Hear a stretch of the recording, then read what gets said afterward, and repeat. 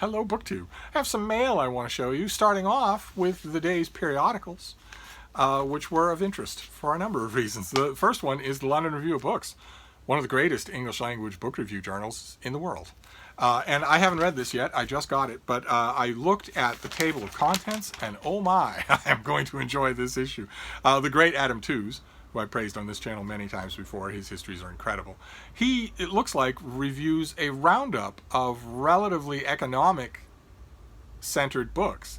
He reviews Schism, China, America, and the Fracture of the Global Trading System. He reviews Superpower Showdown, Trade Wars, Our Class Wars, The New Class War. So 4 books that are roughly about trade and economics. He is wonderful to read on that subject. Just wonderful. No matter how abstruse you think it is, he's going to make it interesting. But there were a couple of other things here I noticed. Yes, Randall Kennedy reviews The Second Founding by Eric Foner, which I'm looking forward to reading.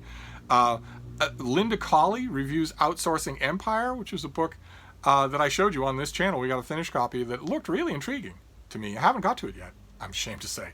I haven't really studied it yet. I read the first chunk of it and quite liked it. I think I might have even finished the book itself, but I haven't studied the way it deserves. I haven't studied it, for instance, enough to write a review of it. Couldn't even come close to doing that. And there was one other here that I thought was worth mentioning. Oh, Linda Colley, her author biography mentions that her new book, The Gun, the Ship, and the Pen: War, Constitutions, and the Making of the Modern World, will be published next year. Maybe that's in the UK, but that book is coming out in America soon, and I have already read a chunk of it, and it was great. The chunk that I read was fantastic. Made me want to read the whole thing. But the last thing I wanted to mention here is N.A.M. Roger reviews Sons of the Waves, The Common Seaman in the Heroic Age of Sail by Stephen Taylor. I'm looking forward to that review as well.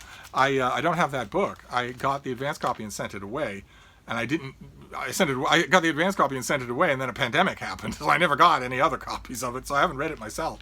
But there's one letter in here that I wanted to read you, because it's just too good. This is by Peter Hayes of Melbourne. Regarding mistranslated titles, the prize for the all-time worst should go to the late and overrated translator of Italian William Weaver for rendering Primo Levi's La Chiave a Stella as the monkey's wrench. As someone once pointed out, this makes 2 mistakes at once. The tool referred to in the original title was a ring spanner, not a monkey wrench. And even if it had been a monkey wrench, that is not, as Weaver had it, a wrench possessed by a monkey. The monkey's wrench. Good stuff. Good stuff. So that's the London Review of Books. Looks like an issue that I'm just going to love. And then the other periodical that came in the mail was the Martha's Vineyard Gazette. This is an old, large, broad-style newspaper. Great black and white photos, and all sorts of points of interest on the inside. I don't know if you're going to be able to make it out here. The cover, the main story is sharks. There are sharks proliferating in Vineyard waters. For those of you who may be new to the channel, maybe new to America, picture Massachusetts, the state of Massachusetts, the great Commonwealth of Massachusetts, the greatest state in the Union, the birthplace of American independence. Picture it as a rectangle. And then jutting out from the rectangle out into the Atlantic Ocean is a fishhook. That is Cape Cod. If you go out from Cape Cod, you will soon hit a large-ish island called Martha's Vineyard. Go a little further, you'll get to an island called Nantucket. And that's where this newspaper is made, on the island of Martha's Vineyard. And there, in the waters around Martha's Vineyard, there have been a huge number of shark sightings because the seal population has boomed around Martha's Vineyard. More so even than it was a decade ago. And a decade ago, there were articles in the Vineyard Gazette about how so many seals are attracting so many sharks. Beaches have been closed. Sharks have been sighted immediately off the surf. This is analogous to the shark fatality that happened off the coast of Maine just a few days ago, where a woman was killed by a shark off the coast of Maine for exactly the same reason. Because these sharks are attracted by massive seal colonies, by massive increase in seal population. They aren't hunting machines like in Jaws, personally persecuting humans. It's just that to a shark, especially a young adolescent great white shark who isn't all that experienced, looking up from below, the outline of a chubby human flailing around in the water looks very similar to a chubby seal flailing around in the water. And sharks tend to be blitzkrieg attackers. They will rocket at their victim once to stun it, and they will take a bite at the same time, and then they will come around and do it again. Then they will come around and feed. Very often, most cases, that is enough to give a human a disfiguring or fatal injury. And the shark never comes back, because what does a shark get in a bite from a human? Even a chubby human. A shark gets oily flesh and mostly bone. A seal is literally mostly blubber. So a shark bites that, shark's going to know exactly what it's bitten, and it's going to want more. Bites a human, they very seldom come back. They very seldom swing around and take the human away. But that's usually enough. That's usually enough to kill the human, which is why you close the beaches, if that is the case. So we have great high-definition black and white photos. And see here, I don't know if you're going to be able to make this out. That is a picture of a seal with shark bites. So that one lived. That's how much blubber they have. They can get a severe bite from a shark, and it doesn't really hurt them. That isn't one among many reasons why we know that there are all kinds of sharks, extra sharks, in Vineyard waters, and that is a cause for concern. Although Vineyarders are fairly commonsensical about that, they're not gonna maniacally go swimming anyway, even if there's a warning. Then we have lots of obituaries. The Gazette is, after all, a local newspaper. People always forget that because the Vineyard in the summer is home to so many millionaires and stars and politicians and whatnot. But nevertheless, the Vineyard never loses sight of where it is and what it is. It's a local newspaper, so there are lots of obituaries. Then we get to the intersection, unfortunately. Somebody thought that was a worthy picture to be in the editorial section. A big cat that, because there is no justice in the universe, that cat has not come to the notice of any of the sharks. But maybe it'll go swimming. Cats don't do that, though, do they? They know how hated they are.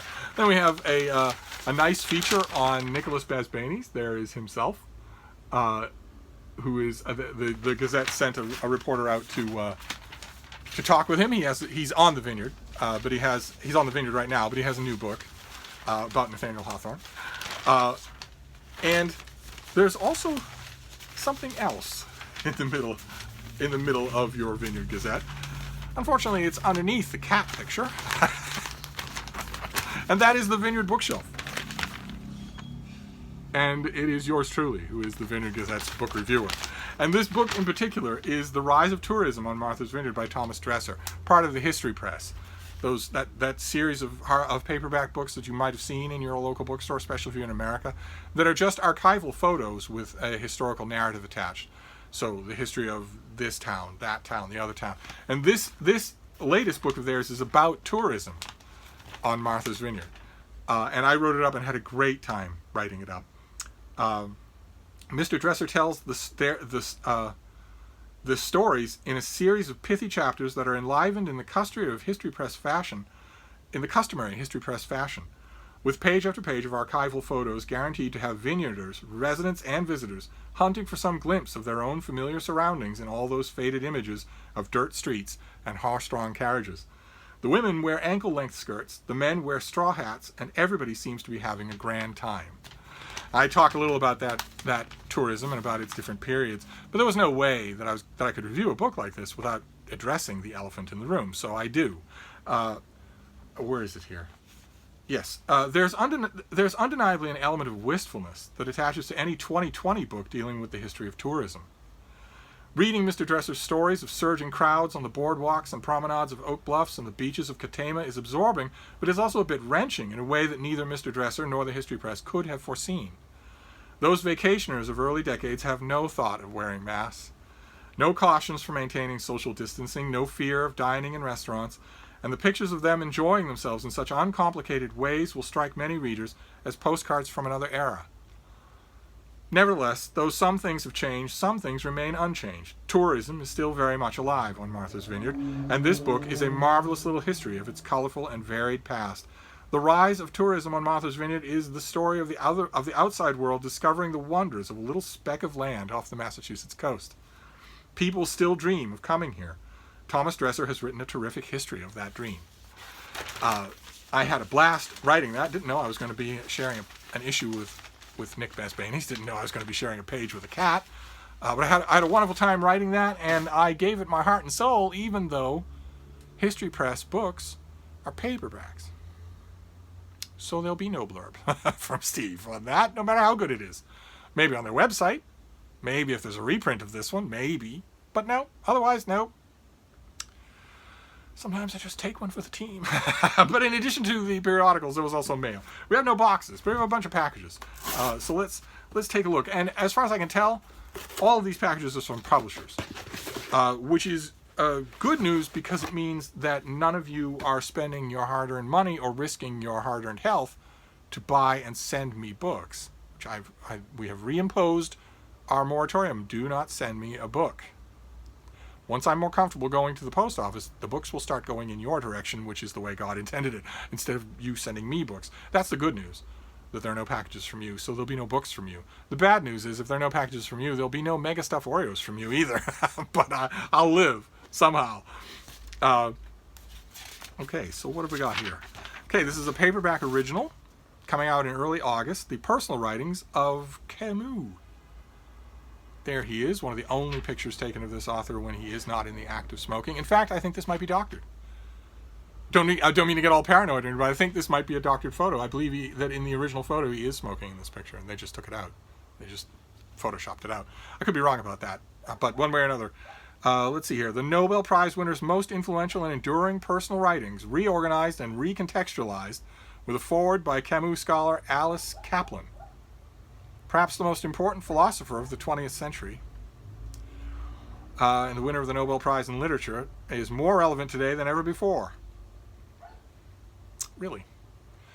Because of the plague. Yeah, of course. All right. Political personal writings brings together for the first time thematically linked essays from across Camus' writing career that reflect the scope of his personal preoccupations. That's not true, is it? No. No, not for the first time. For the first time in English, maybe. But don't I remember a volume very much like this back in the 1960s? See, I know I complain all the time that this pandemic has crimped my personal life. But what I would like is a Star Trek style transporter that not only transports a person instantaneously from one place to another, but as you know from the transporter, can weed out pathogens. You can keep the pathogens in the transporter buffer and remove them so that a person cannot transport with a plague. Although they do many times in the original series still. When Gene Roddenberry needed a story to happen, that story happened. But theoretically, you could make the transporter remove a virus that was in your pattern so that you didn't transport at the other end with it. And if that were true, if that technology existed and could scan and clean you from a virus, then I could have Sean D. Standfast and Todd Oval and Mark Richardson and Jason Harrigan here all the time. And in which case, I could simply turn to them and say, don't I remember there being a Camus personal writings volume in English in the 1960s that was much bigger than this? And that had a close-up of his face on the cover? They would have been browsing around in bookstores back then. Same as me. Maybe they would. Maybe they wouldn't have been browsing around in bookstores in the 1960s. I don't know. One way or another, certainly a volume like this has been done in French. Certainly it has. So a little bit of overreach there in the pub sheet, but we're accustomed to that. So this is going to be a $16 trade paperback. You can't tell through the camera. This is a very nice thing. Very solid, matte textured cover, and perfect for the Camus fan. I, of course, am not a Camus fan, but maybe. I mean, this is soon. This is when did I say? This is this is very soon. This is August 4th. So maybe I will certainly read this. Maybe this will turn a penny. Maybe when I'm done with this, I will wish that I still had. I once had a gigantic Camus biography. It's like 900 pages long, and I did enjoy it. The author did a very good job of describing the intellectual atmosphere, describing the political and even military events.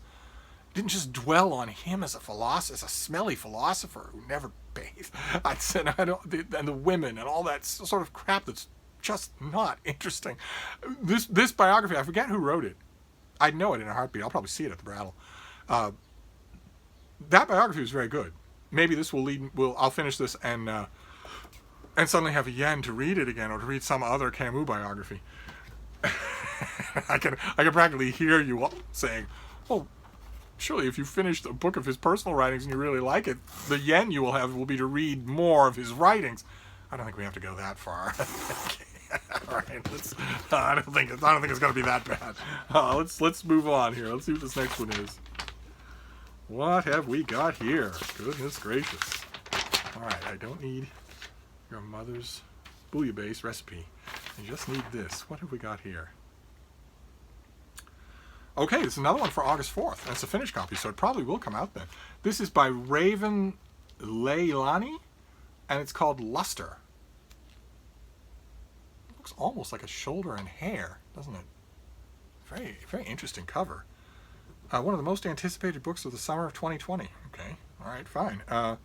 Raven Leilani's work has been published in Granta, the Yale Review, McSweeney's Quarterly, Conjunctions, The Cut, and the New England Review, among other publications. She received her MFA from NYU and was an Axon Foundation writer-in-residence. And this is her debut novel. Good for her. Wow, a debut novel. Fantastic. Okay, so what do we know about this thing? What can we...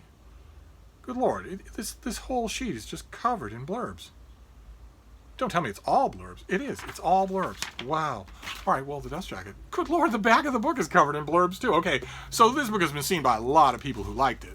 Okay, so let's see what they were seeing. No one wants what no one wants. Okay. And how do we even know what we want? How do we know when we're ready to take it? Edie is stumbling through her 20s, sharing a subpar apartment in Bushwick, clocking in and out of her admin job, making a series of inappropriate sexual choices. She is also haltingly, fitfully giving heat and air to the art that simmers inside her. And then she meets Eric, a digital archivist with a family in New Jersey, including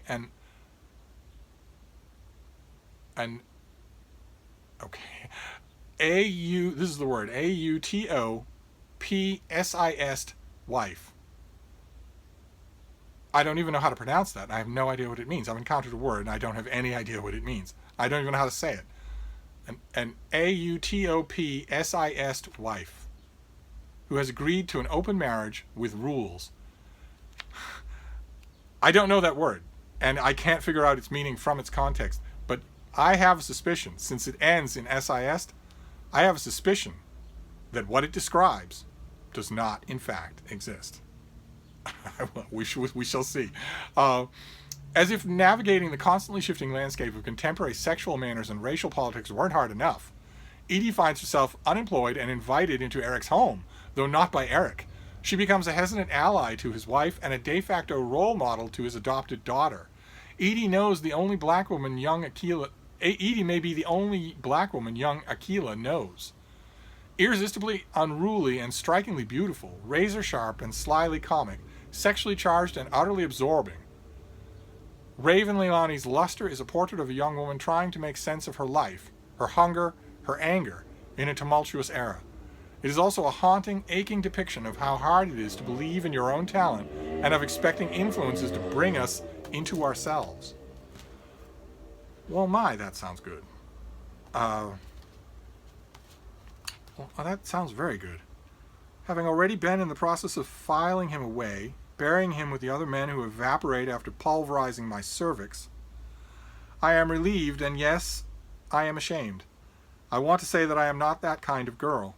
Portable, contorting herself over an inaccessible, possibly disinterested man, but what if I am? There are worse things. Factory farming and Christian rock and three-dimensional animation of Mr. Clean. Because maybe I don't want to be cool. Maybe I want to be all-purpose. Maybe I can't pretend to be aloof to men who are aloof to me. So I text him $200 worth of things I know about baboons, and I play Rebecca's voicemail again with this exchange still fresh.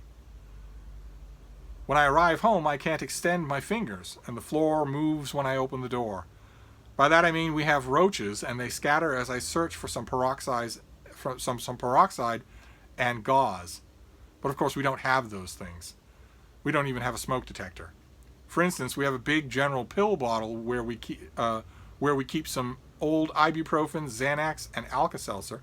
We have some coconut oil we use for bacon and our hair, and for cutlery. 3 butter knives, one of which keeps showing up in the shower. Neither I nor my roommate is very prepared, which is why we get along and then have huge fights in the case of there being an actual emergency, usually regarding mice.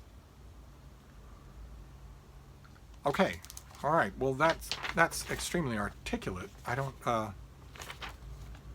I mean, you just randomly catch it like that. You catch it at an odd hop. I think that certainly when I read that prose, I want to keep going. There are some weaknesses in there, of course. There are references that have dated right away. They're dated already, so don't do them. If you're an author, don't do them. Christian rock, 3D animations of Mr. Clean.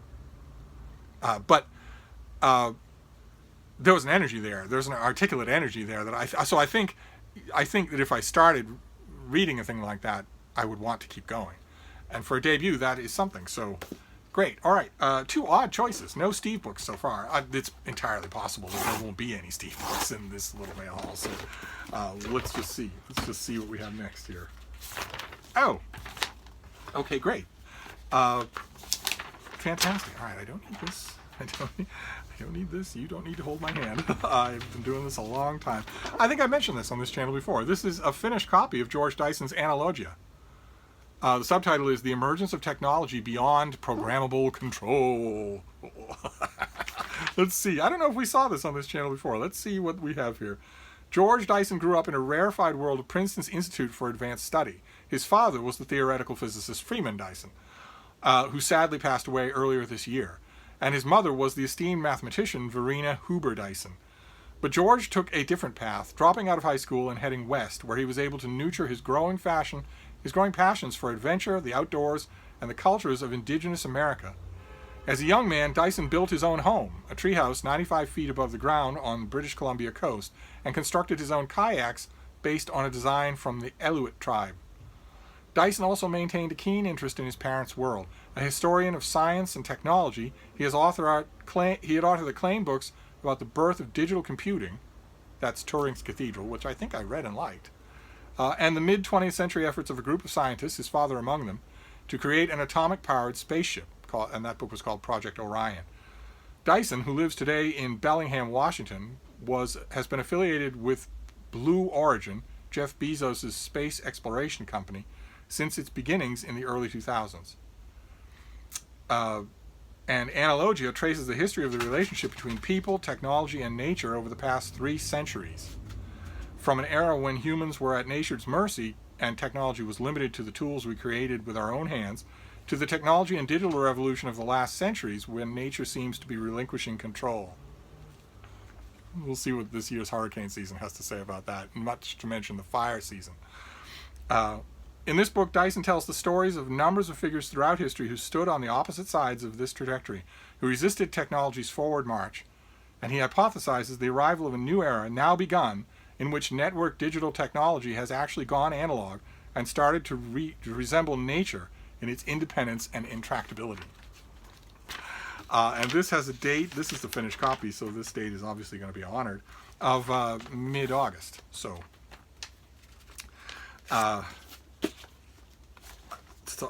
it's illustrated too. Oh, great. Okay, fantastic. I imagine that people who review this, the thing they will go to is the part adumbrated in the subtitle, the technology out of control, that sort of thing, rather than looking at varying competing models of the steam engine. Let's see what this next one is. What have we got here? Certainly a lot of stuff. What is all this stuff? Okay. What is the book? Oh. Okay. No pub sheet, though.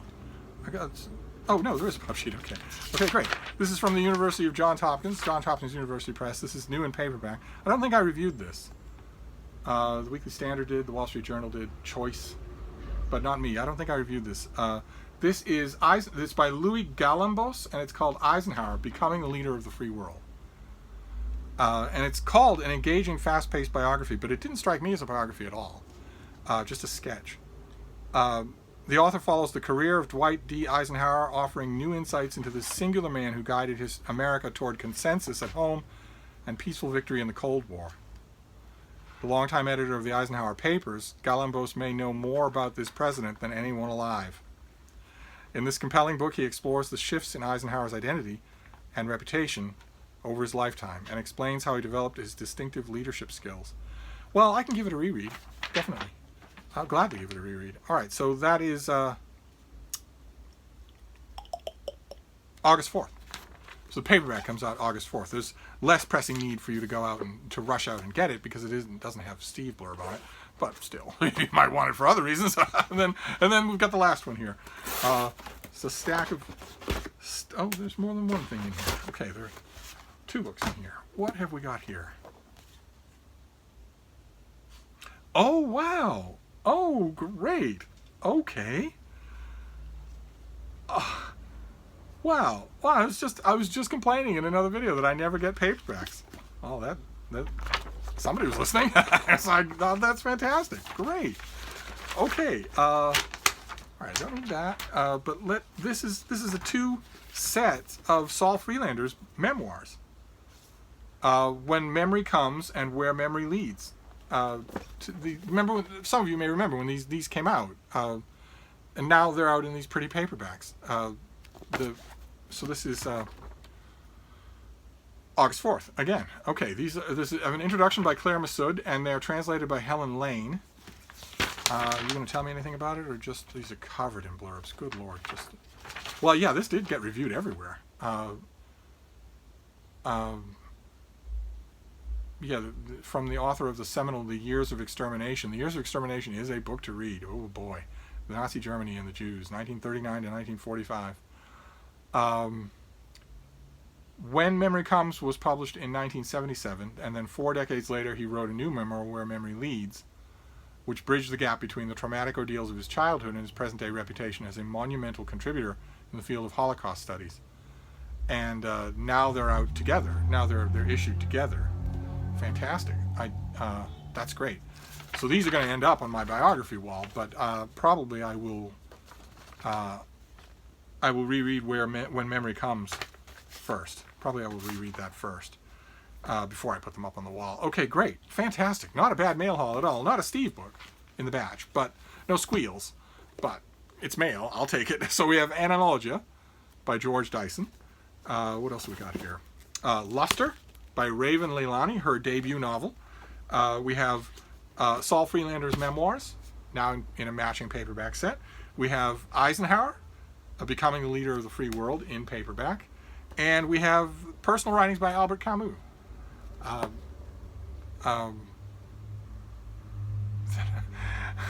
It's going to be another invitation for me to somehow like this author. I will certainly try. I will certainly try. If an invitation comes to me in the mail, then I will certainly try. I'm sure that when I'm done with that book, I'll read it tonight. I'm sure that when I'm done with that book, I'm going to yearn for a nice big Camus biography, and I don't have one. I had that great big one that I can't remember the details on it, but I had it, but I know I don't have it anymore.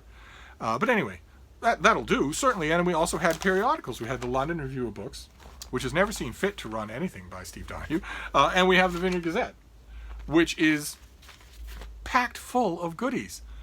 There's a huge front page story about proliferating sharks.